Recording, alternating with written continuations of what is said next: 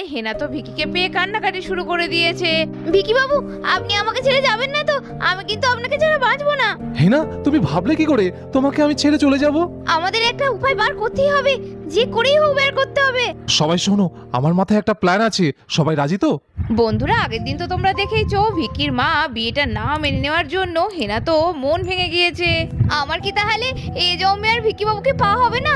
তাহলে এতদিন যা কিছু হয়েছে সব মিথ্যে ছিল। ওই কাকিমা যেটা বললো সেটাই কি সত্যি হবে?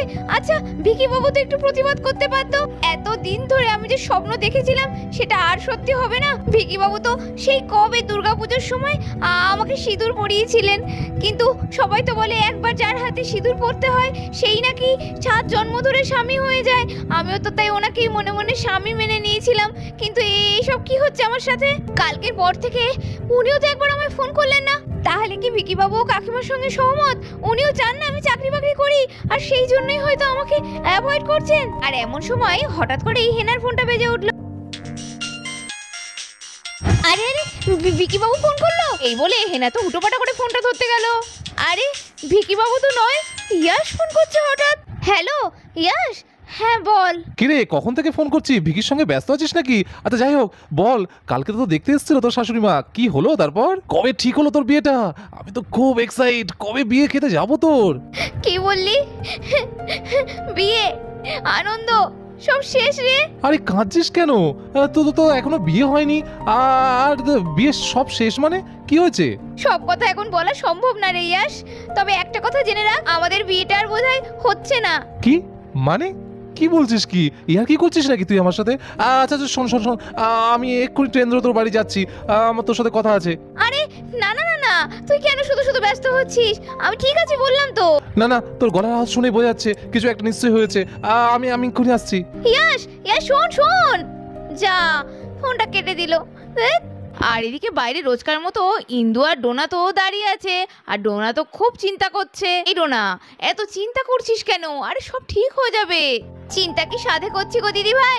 দেখছো তো কি ছিল আর কি হয়ে গেল, সবকিছু কেমন যেন গোলমাল পাকিয়ে গেল। আমিও বুঝতে পারছি না কি করব, বোনটার সামনে কি করে গিয়ে দাঁড়াবো। হেনার মনের অবস্থা খুব খারাপ যে দিদি ভাই। চিন্তা করিস না ডোনা, সব ঠিক হয়ে যাবে। দিদি ভাই, চিন্তা কি আর সাধে হয় বলো? আমার বোনটাকে যদি ভিকি না বিয়ে করে তাহলে কি ওর আর বিয়ে হবে? ও যেভাবে ভিকির সঙ্গে মেলামেশা করেছে, এই দুটো বছর ঘুরেছে বেরিয়েছে, আর সবাই জানে এখানে যে ওর সঙ্গে ওর বিয়ে, ও বাগদত্তা। কিন্তু এখন যদি এরকম হয় তাহলে কি হবে বুঝতে পারছো? আচ্ছা ডোনা, তুই এসব ফালতু কথা বলছিস কেন? ভিকি কি একবারও বলেছে যে ও হেনাকে ভালোবাসে না, ওর মায়ের কথা শুনে অন্য কাউকে বিয়ে করবে? বলেনি তো। কেন অযথা চিন্তা করছিস? আর আমার ওর উপর অনেক ভরসা, তুই জানিস তো ভিকি কেমন ছেলে, ও কখনো হেনাকে ঠকাবে না। তুই আমার কথা মিলিয়ে নিস। একদম ঠিক বলেছো দিদি ভাই, আমার ভাই কখনো কাউকে ঠকাতে পারে না। ও যে মেয়েকে ভালোবাসবে একবার, তাকেই ও বিয়ে করবে। কেন শুধু শুধু ভয় পাচ্ছ গো বৌদি ভাই? আরে সানা, তুমি তুমি এসেছো? বাড়ির অবস্থা কি গো সানা? সব কি মিটমাট হলো? না না বৌদি ভাই, মিটমাট কিছু তেমন হয়নি, কিন্তু কি বলো তো, আমরা তো আছি, আমরা চেষ্টা করলে সব ঠিক করে দিতে পারি। আর মাকে তো আমি চিনি, মা ঠিক তার মতামত চেঞ্জ করবে। কিন্তু সানা, তোমার মা কালকে যেভাবে আমাদের বাড়ি থেকে চলে গেল, তাতে তো আমাদের না দুশ্চিন্তা শেষ হচ্ছে না। না না, চিন্তার কিছু নেই, আমরা তো ভিকির পাশে আছি, তাই না? আর আমার ভাই যাকে ভালোবেসেছে, যার মাথায় সিঁদুর ফেলেছে, সে কখনো তার বউ হবে না, এটা কখনো হতে পারে? তোমরা কি ভাবছো কি? দাঁড়াও দাঁড়াও, আমি হেনার কাছে যাই। এই বলে সানা তো হেনার ঘরে চলে গেল। আর এদিকে খানিকক্ষণের মধ্যেই ঈশা এলো। ইস, হেনাকে দেখে কি খারাপ লাগছে, মনমরা হয়ে কেমন করে খাটে শুয়ে আছে দেখো তো। ও সামনে কি করে যাব আমি যে কিছু বলবো, ওসব দয়া মায়া তো এই সময়টা ঠিক ভালো লাগে না দেখাতে। আর আমার কি হবে? তাও ভাগ্যিস আমি চাকরি করি না, নাহলে আমাকেও রিজেক্ট করে দিত। আমার একটা চান্স অবশ্য এখনো আছে, কিন্তু হেনা না গেলে তো ওই বাড়িতে আমার একটুও মন বসবে না। কোনো কুটনি যা যদি আমার যা হয়, তাহলে তো সারে সর্বনাশ। না না, দেখি কিছু তো আমাদেরই করতে হবে। রনিবাবু তো ফোন করলো। এই হেনা, হেনা রে, কি রে তুই ওরম করে বসে আছিস কেন মন মরা হয়ে? এই তো ঈশা, এসেছিস? আয়। আচ্ছা শোন না, বলছি ওই বাড়ি থেকে কোনো খবর পেলি রে? রনি কি ফোন টোন করেছিল? আরে আগে তুই শোন তো, ভিকি দাকে তোকে ফোন করেছে? ফোন কালকে থেকে তার আর কোনো পাত্তাই নেই রে। মনে হয় মায়ের কথা শুনে ভেবেছে বিয়েটা আর করবে না। তোকে যত দেখি না আমার খুব অবাক লাগে, ওই মানুষটার উপরে তুই বিশ্বাস রাখতে পারিস না। তুই জানিস ওদের বাড়িতে কি ঘটছে? একটু আগে রনিবাবু আমায় ফোন করেছিল, বাড়িতে সে এক অশান্তি চলছে। কালকে রাত থেকে ভিকিদা কিচ্ছু খায়নি, আর আজকে সকালবেলা ডিসপেন্সারিতে বেরিয়ে গেছে, এখনো বাড়ি ফেরেনি। মায়ের সঙ্গে খুব মন কষাকষি চলছে এখন বাড়িতে। হ্যাঁ, কি বলছিস ঈশা? তার মানে উনি ভালো নেই? আর আমাকে তো এটা একবার বলতে পারলো না, আমার সঙ্গে আবার যোগাযোগ করতে পারলো না। আরে তোকে আবার কি বলবে বলতো? নিজের মনের অবস্থা ভালো নেই, তারপরে তো তোর কাছে কি মুখে কথা বলবে? কালকে যা ঘটে গিয়েছে, ভিকিদা হয়তো তোকেও ফোন করতে আর সাহস পায়নি। আচ্ছা তুই তো একবার ফোনটা করতে পারিস, বল। হে না, উনি নয় ফোন করছে না, ফোনটা কর না। আমি আর ফোন করব না। আমাদের বাড়িতে এমনি সবাই খুব অপমানিত হয়েছে কালকে। আমার তো একটা আত্মসম্মান বোধ আছে নাকি বলতো? হ্যাঁ, উনি যে চলে গিয়েছে, এবার বিয়ে উনি করবেন কি না সেটা ওনাদের মত, আমাদের দিক থেকে তো কোনো না ছিল না। ওই দেখো সানা, দেখতে পাচ্ছ আমার বোনটার কি অবস্থা? মেয়েটা কাল থেকে মুখে কিছুটি কাটেনি, সারাক্ষণ শুধু বলে যাচ্ছে যে সব শেষ হয়ে গেল, সব শেষ হয়ে গেল। আরে বৌদি ভাই, তুমি একদম চিন্তা করো না, বুঝতে তো পারছি আমি মনের অবস্থা হেনার। আমি ঠিক একটা ব্যবস্থা করব, আমি আছি, ভাই আছে, মাকে ঠিক বোঝাবো। দাদা ভাইও চেষ্টা করছে। যাও সানা, দেখো দেখো তুমি ওকে বোঝাতে পারো কিনা।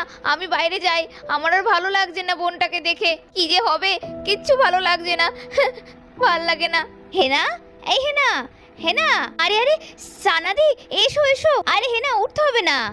আচ্ছা শোনো, আমি এসেছি, আসলে না তোমাদের সঙ্গে তো আর কোনো যোগাযোগ করতে পারছে না, সেই জন্য আমি চলে এলাম। বাড়ির অবস্থা একদম ভালো নয় জানো তো, মা সেই এক গোছ ধরে বসে আছে, নিজেও কিছু খাওয়া দাওয়া করছে না। আর এদিকে আমার ভাইটা খুব টেনশন করে করে সকালবেলা বেরিয়ে গিয়েছে। কোথায় গিয়েছে কে জানে, বললো তো ডিসপেন্সারি, কিন্তু জানি না আদৌ কোথায় গিয়ে বসে আছে, কিছু খায়ও নি। সানাদি, তুমি শুধু তোমার ভাইয়েরটাই দেখলে আর আমারটা দেখলে না। কালকে তোমার মা চলে যাওয়ার পর থেকে বাড়িটা যেন শ্মশান হয়ে গিয়েছে, আর আমার মনের অবস্থা থাক সে নয় নাই বললাম। আচ্ছা হেনা, আমি কি দেখতে পাচ্ছি না হ্যাঁ যে তুমি কতটা খারাপ আছো? সবই তো বুঝতে পারছি, কিন্তু তোমাকে তো এখন স্ট্রং হতে হবে। তুমি যদি এইভাবে ভেঙে পড়ো তাহলে তোমার হয়ে আমরা সবাই লড়াইটা করবো কি করে বলো তো? আর মাকে আমি ছোট থেকে চিনি, মা ওই যখন যেটা গো ধরে বসে সেটা কিছুদিন থাকে, তারপরে আস্তে আস্তে ঠিক সব কিছু মেনে নেবে। দেখো আমি বলছি, আর তুমি এইটুকু ভরসা আমাদের উপর করতে পারছো না? হ্যাঁ, আমি, ভিকি, রনি, আমরা সবাই তো তোমার সাথে আছি বলো তো।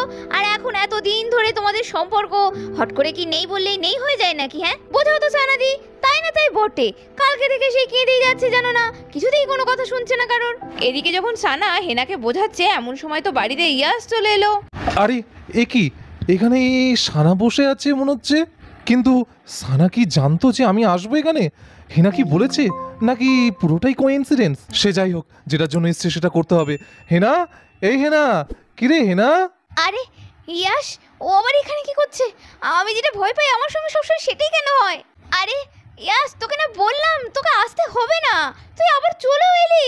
উফ, সত্যি। শোন হেনা, আমি তো তোর বেস্ট ফ্রেন্ড, তাই না? তোর এত বড় বিপদের দিনে আমি তোর পাশে থাকবো না, সেটা আবার হয় নাকি? এসেই বা কি হবে রে ইয়াস? ভিকিবাবুর মা যে সব বলে দিয়েছে কালকে, আমি জব করলে ভিকিবাবুর মা আমাকে কখনোই মেনে নেবে না। আরে সে কি কথা, না মামার বাড়ি আবদান নাকি? হ্যাঁ, চাকরি করবি না তুই? এমনি এমনি কি ডাক্তারি পাস করেছিস নাকি? সবই আমার কপালে রে ইয়াস, কে বুঝবে আর কেই বা বোঝাবে বলতো? কেন, ওর বাড়ির লোকেরা কি বলছে? আর ভিকি এতদিন তোর সাথে ফুর্তি করলো, এখন তোকে ছেড়ে অন্য মেয়েকে বিয়ে করার স্বপ্ন দেখছে নাকি? খবরদার বলছি, ফালতু কথা একদম বলবে না তুমি। আমার ভাই সেরকম ছেলেই নয়। হ্যাঁ, যার সম্পর্কে কিছু জানো না তার সম্পর্কে এরকম উল্টোপাল্টা কথা বলো কিভাবে? হ্যাঁ, আর কি জানতেই বা বাকি রয়েছে? দেখতেই তো পাচ্ছি তোমরা না সবাই ওই একই রকমের, তুমিও যেমন তোমার ভাইরা তো ঠিক তেমনই হবে, তাই না? আর ভেনাকে যদি কোনো কষ্ট দেওয়া হয় না, আমি কিন্তু সেটা মেনে নেবো না। তোমার এই সকল চিন্তা ভাবনা নিয়ে এসে একই থেকে গেলে, বুঝলে? তোমার আর কোনো পার্থক্য দেখতে পাচ্ছি না আমি। ভেবেছিলাম হয়তো তুমি বদলে গেছো, কিন্তু না, তুমি সেই একই আছো। আর যত খারাপ আমাদেরই ভাবো, তোমার নিজের কোনো খারাপ ছিলই না কোনোদিন। এই হেনা, কেসটা কি বলতো? সানাদিকে কি ইয়াসদা আগে থেকে চেনে নাকি? আরে ঈশা, আমি না কিছু বুঝতে পারছি না বুঝলি, আমি তো এই প্রথম দেখছি, আমি তো কিছু জানি না। রে সানাদি, তুমি কি ইয়াসকে চেনো নাকি গো? শুধু চিনি না হেনা, ইয়াসকে আমি খুব ভালো করে চিনি, কিন্তু এর আগে তো ইয়াস তুমি কেউ কিচ্ছুটি আমায় বলোনি, আমি তো কিছু জানি না। মানে ইয়াশ সেই যে মেয়েটার কথা বলেছিল, যার সঙ্গে ওর ব্রেকআপ হয়ে গিয়েছিল, সেই কি তাহলে এই সানাদি? আচ্ছা হেনা, আমি যেটার জন্য এসেছি সেই জায়গা থেকে কিন্তু আমরা সরে যাচ্ছি। মানে হেনার প্রবলেমটাকে আমরা সলভ করার জন্য এসেছি। আমার মনে হয় পুরনো কথাগুলো ভুলে গিয়ে হেনার প্রবলেমটা কিভাবে সলভ করা যায় সেটা ভাবাই বেটার। আগে আমিও কোনো মজা মারতে আসিনি। প্রবলেমটা শুধু এখানে নয়, আমার বাড়িতেও চলছে। আমাদের বাড়িতে কারোর মনের অবস্থা ভালো নেই, তাই সেটা যাতে কোনো সলিউশন করা যায় সেটাই চেষ্টা করতে এসেছিলাম। না, এখন আমার মাথা গরম করা ঠিক হবে না। আর সানাও বড্ড রেগে গেছে। না না, একসঙ্গে হাতে হাত মিলিয়ে যদি কাজটা করা যায় তাহলে ভালোই হবে। ব্যাস, তাহলে তো মিটেই গেল সানা, তাই না? তুমি যেটার জন্য এসছো আমিও সেটার জন্য এসেছি। তাহলে যেটা করার সেটা আমরা দুজনে মিলেই করি। এদিকে সবাই মিলে যখন কথা বলছে, এমন সময় তো ভিকি এলো হেনার কাছে। আরে বাড়িতে এত লোকজন, দিদি চলে এসছে এখানে, ইয়াশ এসছে, কি ব্যাপার কি? হেনা, হেনা। আরে ভিকি বাবু, আপনি এসেছেন? আরে এই তো ভাই, তুই এসেছিস? আরে বাড়ির কন্ডিশন কেমন রে? কিছু ব্যবস্থা হলো? না রে, একই অবস্থা আছে। আচ্ছা শোন না, তোরা একটু বাইরে যা না, আমার হেনার সাথে একটু দরকারি কথা আছে, একটু পরে তোদের ডাকছি। ও আচ্ছা, হ্যাঁ নে কথা বল, আমরা তাহলে বাইরে ওয়েট করি। ঈশা চলো আমরা বাইরে যাই। আর এই যে আপনি চলুন, ওরা একটু কথা বলে পার্সোনাল, আমরা বাইরে গিয়ে ওদের জন্য ওয়েট করি ততক্ষণ। এই বলে ঈশা, সানা আর রিয়াজ তো ঘর থেকে চলে গেল। ভিকি বাবু আপনি এসেছেন? আমি তো ভাবলাম আপনি বোধহয় আমায় ভুলে গেছেন। আপনি বোধহয় আপনার মায়ের কথাতে অন্য কাউকে বিয়ে করবেন। হেনা, তুমি ভাবলে কি করে এই ভিকি এই জীবনে তোমাকে ছাড়া অন্য কাউকে? এটা অসম্ভব ব্যাপার। আমার যে খুব চিন্তা হচ্ছে ভিকি বাবু, আমরা যদি আর এক না হতে পারি। আমরা এক হতে পারবো না? এটা তুমি ভাবলে কি করে? কে আমাদের আটকাবে? কার এত বড় সাহস আছে যে এই হিনা আর ভিকিকে এক হতে দেবে না? আমি জানতাম ভিকি বাবু, আপনি আমাকে কখনো ছেড়ে যেতে পারেন না। আপনি ঠিক ফিরে আসবেন। এই বোকা মেয়ে, তুমি ভাবলে কি করে আমি তোমাকে ছেড়ে যাব?